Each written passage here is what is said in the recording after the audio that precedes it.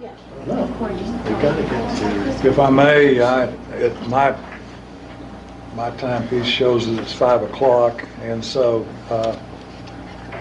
this is a call meeting of the Board of Trustees, Weatherford College. Today is Thursday, June 29, 2017. It's 5 o'clock by my time. We're in the boardroom of the E.W. Mintz Administration Building, 225 College Park Drive, Weatherford, Texas. And so I'll call this meeting to order. The first item of business would be to not only call the meeting to order, but to ask Brent, would you give the invocation? I would. Thank you, sir. God, we're thankful for you today. We thank you for these board members and their willingness to serve. I pray that you'll bless each and every one of them and their families. Thank you for our faculty and our staff and our students who are preparing for not only another summer semester, but the fall. I pray you keep our campus safe. Thank you for the deliberations today. Please watch over our college. It's in your name we pray. Amen. Amen. Amen. And on the first agenda item, I've asked everyone to stand, and we'll We have a flag. we'll say the pledge to the allegiance to the United States flag. I pledge allegiance to the flag of the United States of America and to the republic for which it stands, one nation under God, indivisible, with liberty and justice for all. And do we have a,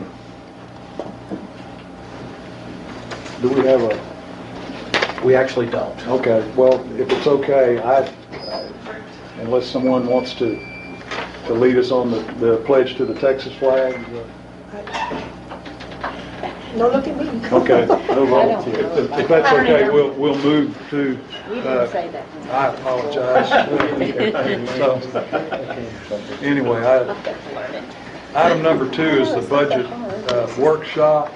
And Andrew, if you don't mind, I'd ask you to take over that and conduct that for us. Okay, absolutely. Getting started today, before we do get started, I would like to pass out to you all something that Brent and I both received from the TACC. I believe we received it yesterday, and they were supposed to meet with the governor today, but I think there was an illness with someone, and so it's going to have to be postponed to next week. But they're meeting with, they wanted to meet with the governor's office and talk about this Senate Bill 2 that would limit our ability to collect above the 5%. And because that could come up with the property taxes this summer in the second session. And in doing that, I thought there was some good information on these. I'll go ahead and pass them out. There's 2 sheets each. So I didn't staple them. I quickly did this.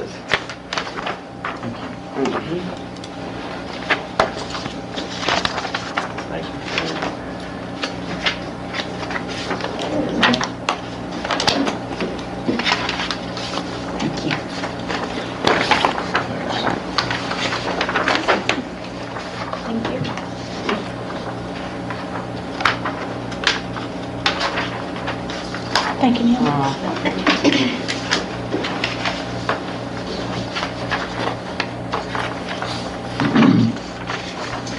then, I don't know how many I've got, how far they'll go, but you can pass them around. Anyway, with this, they're going forth and they're talking about how important that the property taxes have become to the community colleges and how they've increased over the years, and any limit on those above that 5% and the cost of having rollbacks and is going to be very costly to the community colleges. And so I just thought I would bring that out. And with this, the state support, how it's changed since 2006. And I went back and looked for Weatherford College themselves. In 2006, your 3 main sources of revenue that I'm going to talk about later in my presentation, of course, are your state appropriations, your tuition and fees, and your property taxes. Well, for the state, in 2006, state appropriations amounted to 40%. 33%. For Weatherford College, it was 40% at that time. Currently, state appropriations, the state average is 24%. We're right at 25%. Tuition and fees back in 2006 was 33%. and Weatherford College was 21%. Weatherford College actually we've fallen behind just a little bit on that state average in increasing our tuition and fees. Although we've increased it to 26%, the state average is 34% for tuition and fees. And then down on local property taxes in 2006, that made up 34% of the total budget. It now makes up only 29%.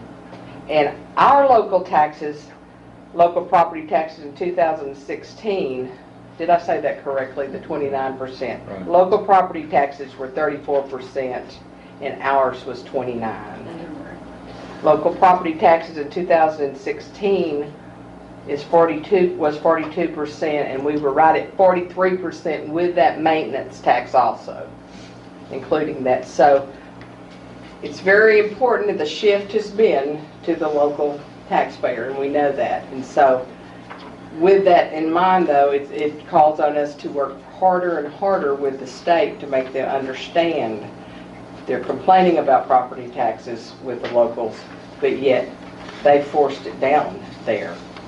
And so this is just a good piece for y'all to read through. The local accountability, it talks about local elected board of trustees are accountable to their constituents for any increases in local taxes. So I thought you all might like to take a look at this. Moving down to the workshop. Well, hold it up. I'll just go into, I'm going to look at the proposed budget that I presented in June. Most of that I had discussed at the preliminary workshop that some of you were not on the board at that time, but I thought we'll just go back and review what that proposed budget was, and then at the very end I'll bring up the potential changes that could be made and what that would cost us, that we can make a decision, and by the time we come back and meet again, I will adjust the budget to whatever your desires are on that.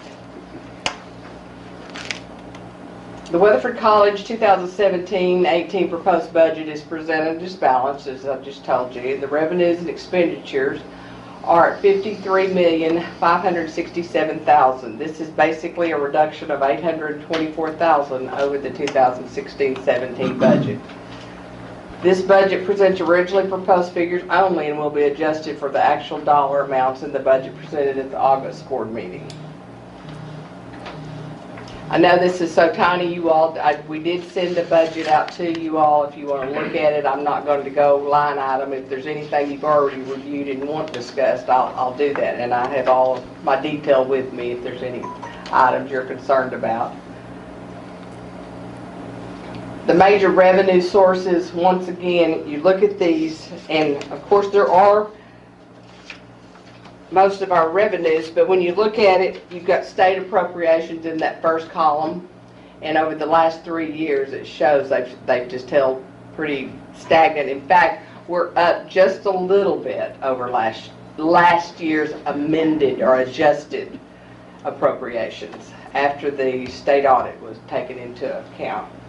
Then your student aid, it's fluctuating. It has gone down this year because of many of the new regulations that are out. They're asking for less, well, they are appropriating less dollars to us because people are not qualifying for as much.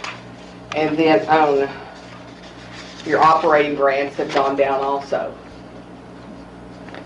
Tuition and fees, that once again, it's gone down and it's coming back up just a little bit because we're looking at proposed increase for next year. Our enrollments look good, and we're adding new classes, I believe, out there. So we are estimating going up just a little bit on the tuition and fees. Now, in the local taxes, I have not projected anything there. I've projected a flat budget at this point until we've had an opportunity to discuss any potential increase over an effective tax rate. And I will tell you what CTA is telling us right now a little bit on the ad valorem valuations. And then the other ones are just small areas that really don't affect the budget a whole lot. State appropriations, the 85th is $8,461,965 for each year of the biennium. I think, Leila, you asked if that's the final figure that we've received from them that we will be receiving this year and next year. In 2016, appropriations represented 25% of the three major revenue sources versus 2006, 40% of the three major revenue portions. So that's a big change that we've had to deal with over the last 10 years. Tuition and fees. Net tuition and fees total $10,429,954 and represent 26% of the three major revenue sources. In 2006, tuition and fees represented 21%. Tuition and fees have increased by $323,000 and are based on projected increases in enrollment. Really, there's no increase in our tuition rates at all for this year, and this is the 4th straight year for that. No change in required TPEG transfers that we're required to transfer out of each tuition dollar 6% to go into giving back for scholarships, basically. Local taxes, local tax revenue is $14,378,183 and is made up of $11,568,000 from the Parker County ad valorem property tax and $2,809,478 from the Wise County branch maintenance tax. The total tax revenue equates to 43% of the three major sources of revenues. So that has been a big change from 2006. Of course, in 2006, we did not have a maintenance tax, branch maintenance tax at that time either. Parker County taxes were budgeted. We've just placed last year's figures in there right now. We are up over last year a little bit right now, and I could have adjusted that yesterday, but I chose not to. I'll do that when we come back with the next budget. But the estimated property values for 2017 received in May increased the valuation to $11,901,000, which is a 12.9% increase. I visited with, there's new construction in there of $480,999, and I did visit with Larry last Friday. I visited with him again this morning, in fact, and he's saying even though there's tons of appeals out there and they're doing 4 and 5 at a session, he said they're not dropping a lot. He said they're holding pretty steady, and he expects it to be held about 11.7 is what he told me.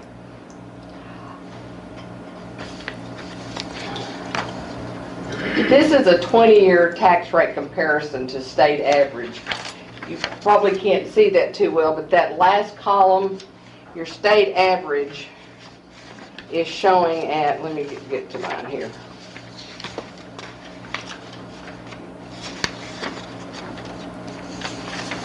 At 0.18 cents versus 0.12 cents. Mm-hmm. So we're way below the state average on local taxes. Total tax revenue equates, once again, I'm right here, 0.18576 compared to 0.12019 is where we are. Back in 1997, if anybody wants to go that far back, we were at 0.13845 as compared to 0.08. So it was around 1998 that we really increased our local rate at that time, but it's held, I think it's been like 7 years, 8 years since we were as low as we are right now. So we're much, much lower. Wise County, the Wise County tax revenue is projected at flat, and the reason it is, I always wait on them to tell us exactly what they feel like that it will, you know, we will bring in from them. They always book it at 98% collections. They are down about 0.7% right now in their estimates, but I will tell you that over the years, they seem to have projected low, and on their estimates come in low to me, and then they a lot of times will raise up. So I'm not always real certain, which is usually the opposite of Parker County. So I've just left it exactly where we were this year. I know the last 2 years, they've held it right at the same point. And once again, certified values will be received no later than July 25th by law. CTA and Parker County said that they will try to get them to me by the 21st.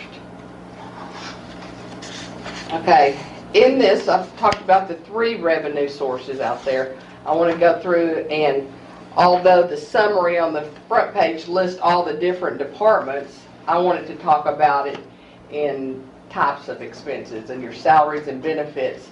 The raise in there, we basically are looking at total salaries of $17,286,192. We only bring in a little over 16 million in appropriations over 2 years' time. So we don't even cover our salaries here at Weatherford College with what we get from the state. And originally, the 8 elements of cost were supposed to be covered by the state when the agreement was made, I think back in 1973. But that's when what we're always trying to achieve in that full formula funding, but we're so far from it now and have been for many, many years. Now they talk about supplementing our funds instead of paying it in full. It's basically how it's looked at. But administrative is $5,785,000, instructional $8,131,000, classified $3,258,000 for total salaries of $17,286,000. A 2% increase has been included in the 2017-18 budget for all full-time personnel, totaling $330,000. Adjunct salaries have been increased by $10 per credit hour. I think that amounts to about $30,000, Mike, didn't we say? Yes, ma'am. That's not a lot, but it was a good faith effort to try to address those right now. We were discussing earlier. That'd be a good time for Yes. me to ask Any my questions question. that y'all have, feel free to bring them up. Well, I know that it's down 1% from what it's been for several years. And coming from support staff up, I'm always looking at the lower paid employees, and I've always thought it was kind of unfair for it to be a straight across the board percentage raise. Is there any way that you can, and I know it'd be more work for you, but figure out a system where the people that made under 50 or 60,000 got a higher percentage raise, and the people that make the big salaries get a lower percentage raise? It could be done. That's done down in HR. I actually don't do that in my office, but HR does that and sends it on to my office. But we did a salary study that a lot of people didn't really care for several years ago, but we had a salary schedule that had everybody listed per category, had a range in there, and it had the next step that you would go to until, and then that was abandoned with this last administration. That's when we went back to the percentage. And so, well, there's been talk out there about from SAC and Administrative Council that they would like to see another salary study done. And I totally agree that we need one. Good. With that in mind, though, coming from the last study we did, everyone thinks when you do a salary study that everybody's going to get new money. Right. And that didn't happen last time, which we all know. And it's not going to happen unless the college or the board or whoever decides that we are very low and we want to raise our salary levels. So I think we need to be some thought put into that, where we are. Now, the averages out there, we're all pretty good in the averages, really. Our faculty are low, but there's some of our positions that are pretty, go ahead, Mike. Not across the board. We're pretty close to the state average. Okay. But, so there definitely does need to be one done. I would say that would be one of the things that a new president coming in or whatever would probably want to address. Because, but it's... And 2% is as much as you can 2% get. right now. I'll be honest, when we first started this year, with the loss that we'd had from the state appropriations, we didn't know that we were going to be able to give a raise at all. And that was kind of Dr. Well, I don't like to talk about personnel, but the administration felt like that 2% was, maybe we could work that this time. And it is, it's a tight budget. We've gone back and I'll show you the other line items, how much we cut in supplies and other areas to try to achieve that 2% even. So 2% is not, it's your cost of living, not even the cost of living raise. I realize that, and especially for, I understand, Leila, what you're saying. And I'll be glad to do anything I'm asked to look at.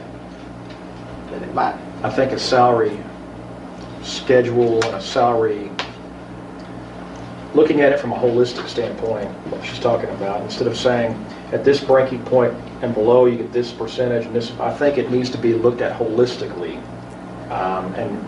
And maybe we give them more direction this time than we did with TASB. I think last time maybe we had, it's been a long time, Yeah. what, 10 years, something like that. Mhm. But I think it's a great idea. It's time to start looking at that again. I think it's probably too late for this next year, but in the next year for the following year, I Yeah. think that'd be a great priority. That would be a good morale Yeah, builder. I agree. Okay. 2% is better than nothing. Yes, ma'am. That's for sure. Absolutely, for Amen. sure. As it worked out, our health insurance, we've held pretty good. Group health insurance went up about 2%, and we did lose a small amount of funding because of our loss in enrollment, because now they don't let you increase any more personnel over the 2 years than what you had growth. And so we lost about 9 positions to be paid from for health insurance and our optional retirement and all those because of our loss in enrollment. And that's just new about, I think in 2013 they started doing that. And that was one of everybody talks about our loss from state funds. Really the benefits has been a worse loss to us than anything, because they went back and cut them in half what they appropriated, the community colleges versus the universities. Supplies total $580,000. This equates to a 25.77% reduction, or $201,000 over last year. So that's a quite severe cut. But Mike looked at every vice president took their areas, looked at them very closely. Kevin had certain areas that he worked with in his, and we came up with that. And it was just, had to be prioritized as to what we needed. And that was with the thought in mind of trying to get that raise out of it. Our travel had been cut pretty low previously. So we do have a tiny increase in that. But it's bare basic, what the necessity of travel right now is what we're doing. And that's one thing that I really believe, that one of the things that's really not addressed in this budget, we have a small amount for professional development, but this college is not doing professional development as it should be done now. And the reason is we've cut back drastically in those areas. Okay. Equipment, we normally put the $300,000 in our contingency, but there were some items that vice presidents felt that were necessitated during this next year. So we went ahead and put these items, we put the $300,000 in the contingency that people will request when things are beyond repair and just emergency purchases.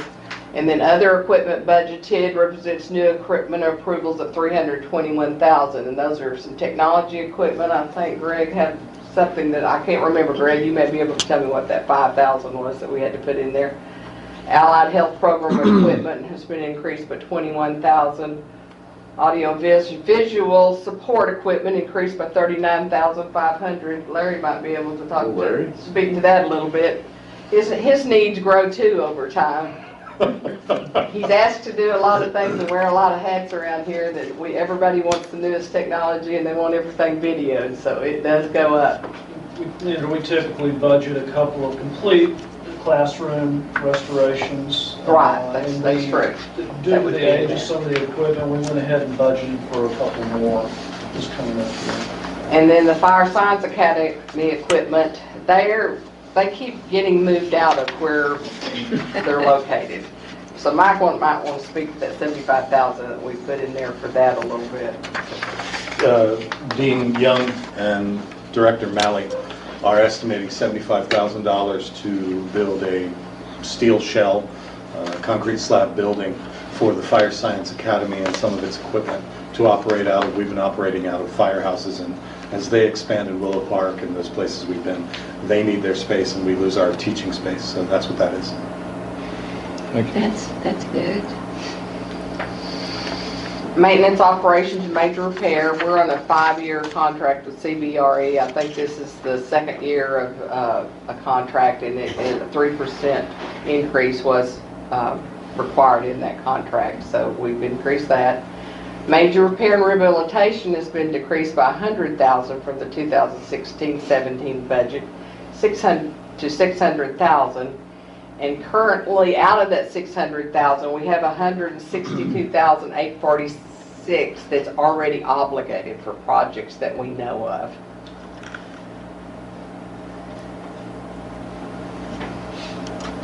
Okay, the scholarships did not increase this time. I believe it's $962,000 that we pay for in performing scholarships. If you can't see that there, they're detailed more in the budget. But baseball, $173,000, I believe. Men's basketball, $136,000. Women's softball, $185,000. Women's basketball, $161,000. Rodeo, $173,000. Art is $1,830. Cheerleading, $15,000. Choir, $22,000. Commencement yearbook, $4,390. Drama, $14,700. Jazz band, $44,200. And room advisors, is that $30,000 more? I didn't realize we were paying that much, to be honest. Total performing of $962,000. And since we normally look at that and we'll raise that when our tuition has gone up, or our room rates or dorm rates, and we didn't raise anything this time. Trying to stay at an affordable cost on those room and dorm and the board. Debt service, these are our outstanding debt at this time. The 2012 revenue bond, I believe that is actually our 1996 bond that we've refinanced several times to save money on. Our maintenance tax note that we passed in, I believe that was in 2009, right at 2009, and we used that. A maintenance tax note can only be used for rehabilitation. It can't be used for new construction. Our 1996 bond refinance, that's the 586. This 2012 is our revenue bond. I'm sorry, that was for our dormitories. And then the notes payable, Sun Trust was our performance contract that we did for $266,000. Our debt is very, very low compared to other colleges.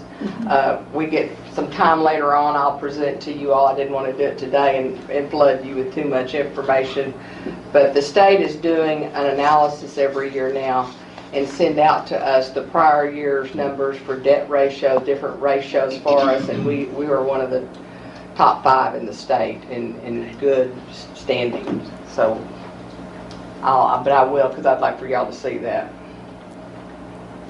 Weatherford College, Wise County, I wanted you to take a look at it a little bit. The total budget for WCWC, which is incorporated into the big budget, is $6,248,000. The appropriation dollars were increased by $328,000. They had a lot of growth this last time in Wise County, which was good. Tuition and fees were increased by $127,000.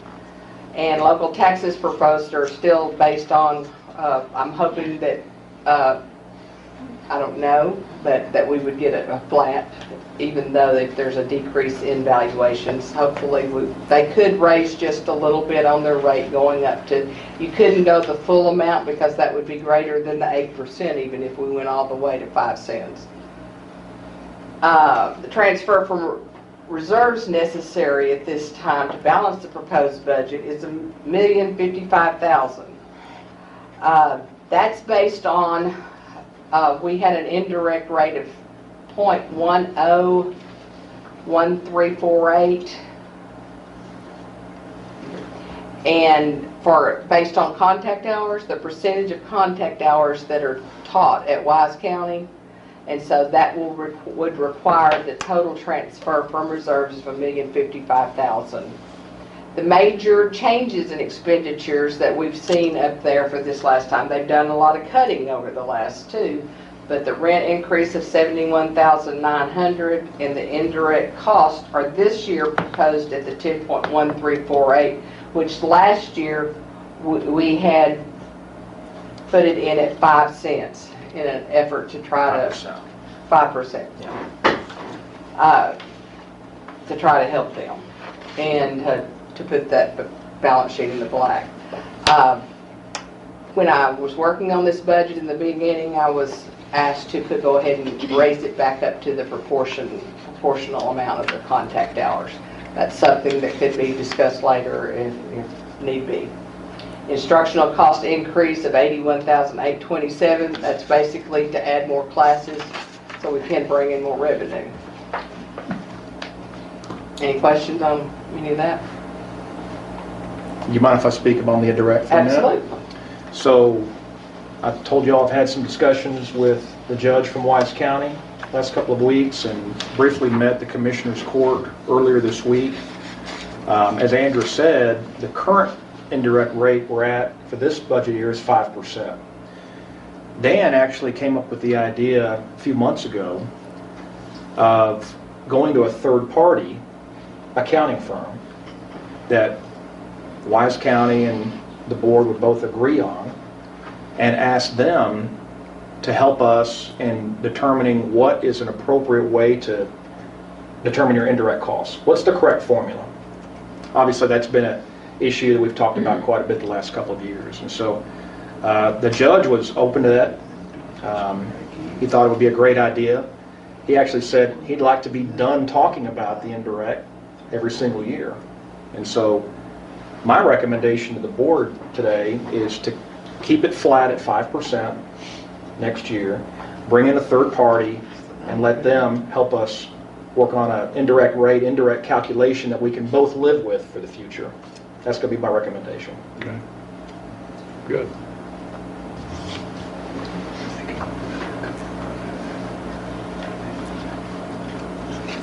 Well, with that in mind, I'll go on and talk about some of my proposals, how we would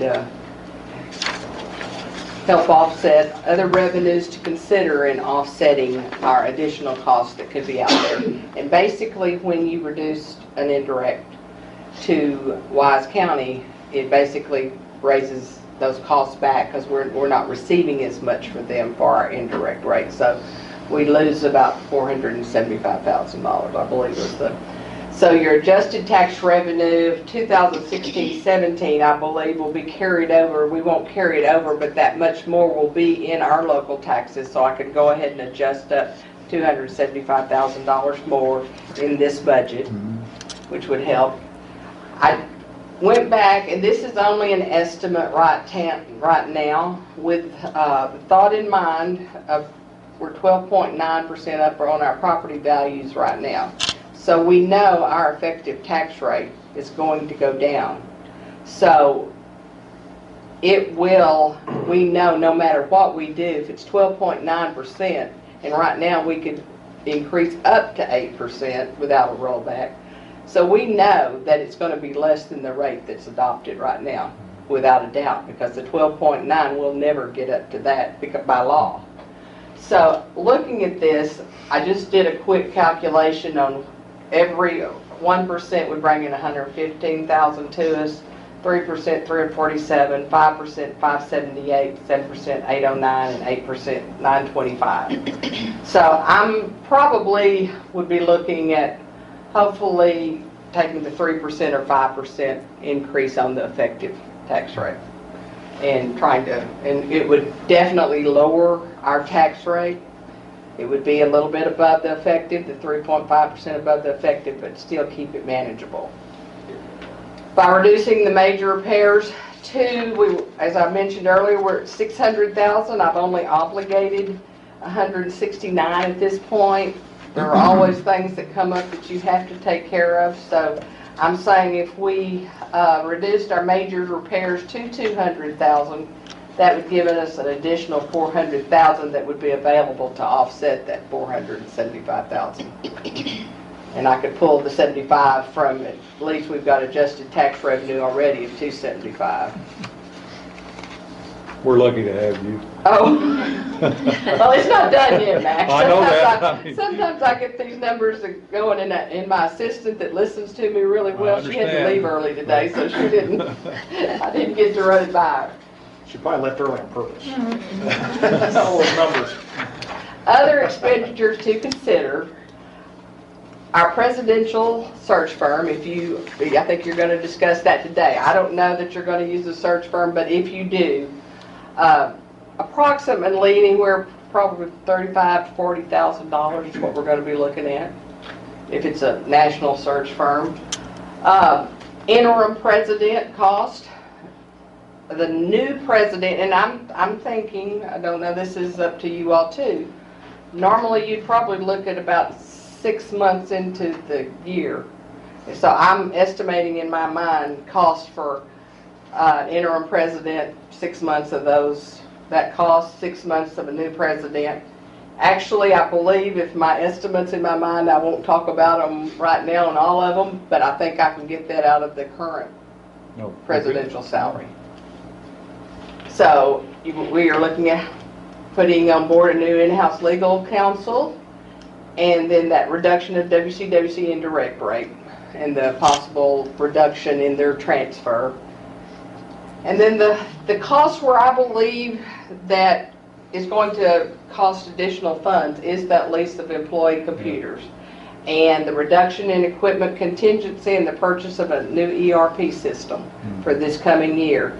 I think we estimated that right at $700 and some odd thousand that we could do. There would be some yet to do in the following year.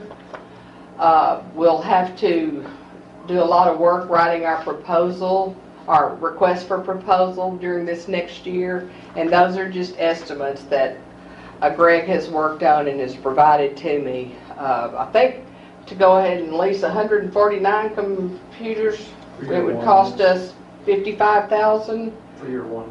But I could reduce my contingency, equipment contingency by $125,000 because our $135,000 is what we've been averaging that we're spending on replacing computers every year. I know. So with that in mind, I think the ERP system for software, hardware, and maintenance, we're looking at right at $800,000 or maybe a little bit more. These are just estimates now because we'll have to go to the bid process and all that for this next year. Andrew, would you mind explaining the ERP system briefly, what that is? Well, it runs everything we do at the college. Greg, I'll let you do that. You're better at that than I am. It's all the business systems, so for payment, paying vendors, paying employees, doing purchases and things of that nature. HR system as well, but then also your student information system that the students interact with for registering, admissions. Adam can probably even into a lot more detail on that. But it basically runs everything we do. Are you still using poise? Yes, ma'am. Yes. And is that isn't it old? It is. Yes, that's it. That's why And we it's replace coming it. to the end of life. It's Yes. real old. So we don't have a choice. We're in like Right. a 3-year Yeah. period of having to It was, replace that no matter what. So that's what we're working toward. I think if anything, you ever had to go for any increase at all for taxes, this is a well worth. yeah. And then we have the Granbury remodeling project, which I believe you all are going to talk today. I've looked at that, and the figure that was thrown out before, I think there was a 900,000. I wasn't involved in those estimates. I don't know. I'd like to have time to do a lot of work on that because I'm just not certain that's adequate. I don't know. But with that in mind, though, I truly believe that is not your current operating budget that should come out of. We're either going to have to look at reserves on that, and as I mentioned to Leila a minute ago, we're right at over $4 million in reserves, unrestricted net reserves right now. By the end of this year, I would hope we might add back another $1 million when it's all, you just can't tell right now, it's a little early.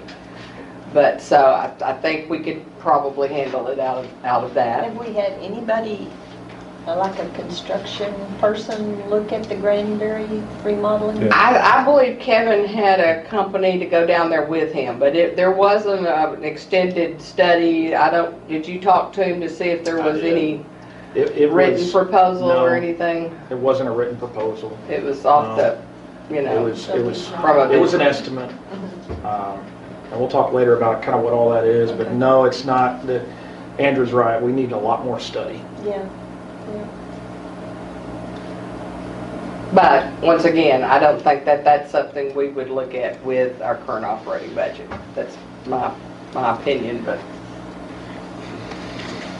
Questions? I went through that pretty hurriedly, but I didn't think you'd want to be here all night. I'm always available to answer any detailed questions that you, and I will answer them if I can. I can't always, Leila wants more of a raise for it. I can't do that right now, but I'll work on it. Well, I agree with Mac. We're lucky to have you because you Well, know thank your, you. you know your stuff. I've been doing it a while. Yeah. Oh, wow. No questions? Anything? Really, no, I'm truly, I think we're lucky to have people like you and other people that are in the administration that have so much. We just got a lot of people that have been here that know a lot about how the programs have worked. Budget is, to me, budget is one of those things that is just really difficult these days because there's so many things you're dealing with that you don't have any control over.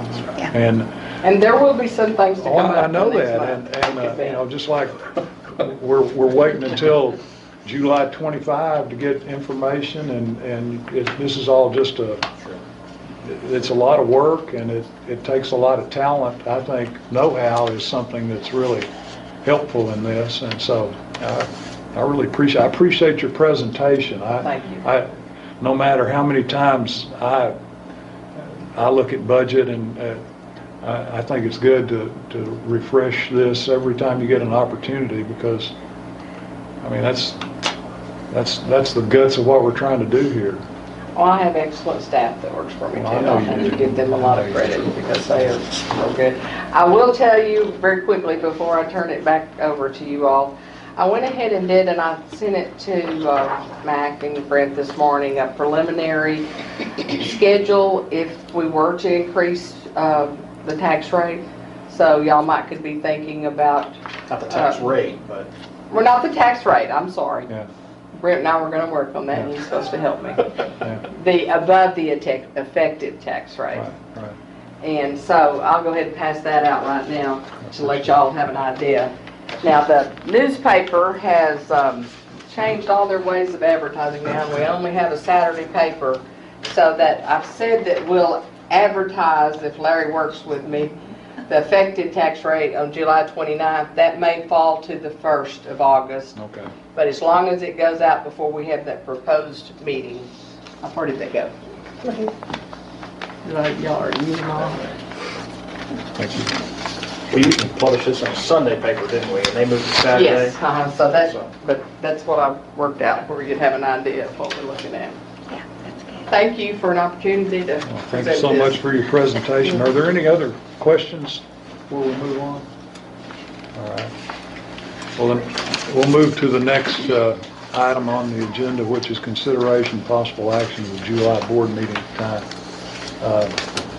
And it's appropriate that you would pass out this schedule, and so the next meeting will be, I guess, on the 13th. And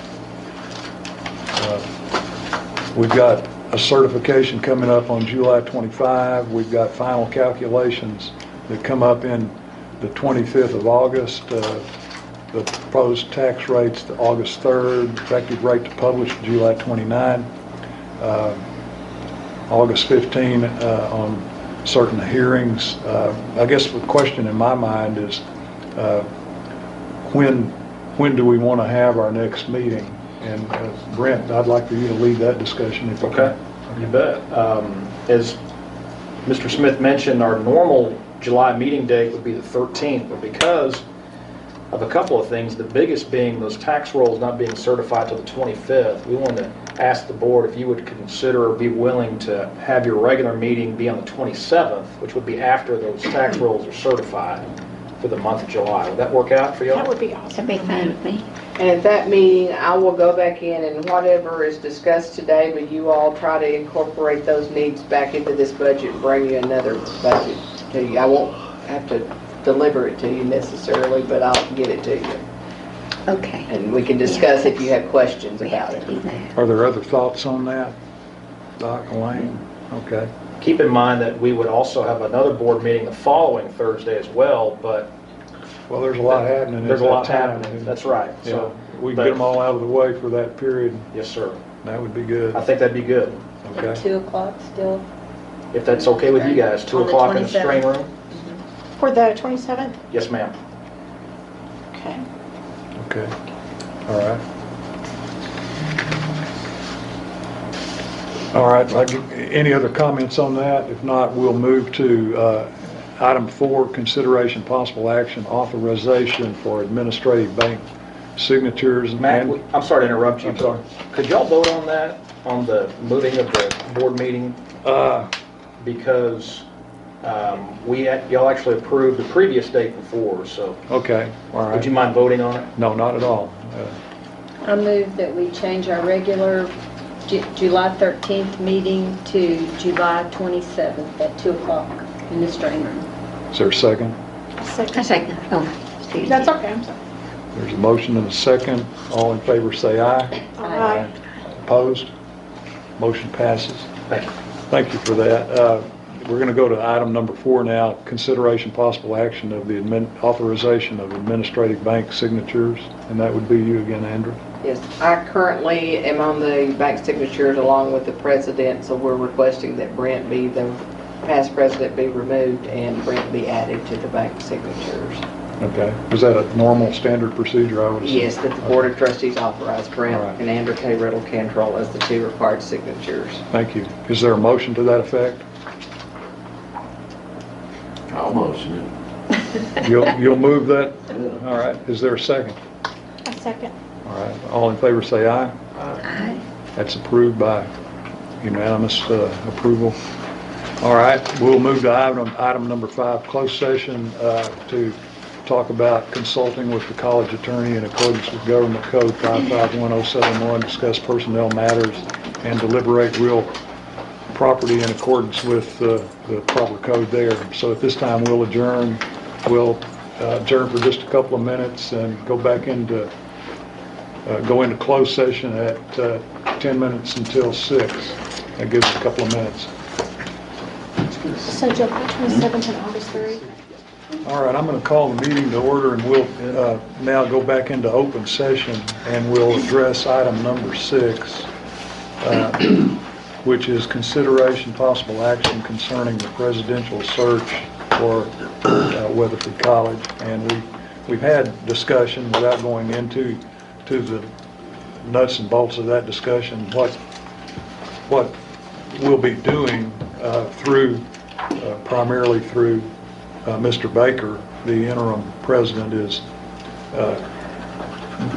putting together information concerning search companies that might be considered in a search for the president that's going to be hired by Weatherford College. And so that's going to take a little bit of time. We're just in the beginning stages of this. We've got a lot on our plates here across the board, and so that's something that's going to begin, and there's going to be quite a bit of information that needs to be put together, and then the board will take up consideration on the information that's put together and what it wants to do concerning a search for the new president. I guess I'll stop there, not try to talk any more about that. So there's not going to be any action taken on item number 6. We'll move to item number 7, unless there's a comment.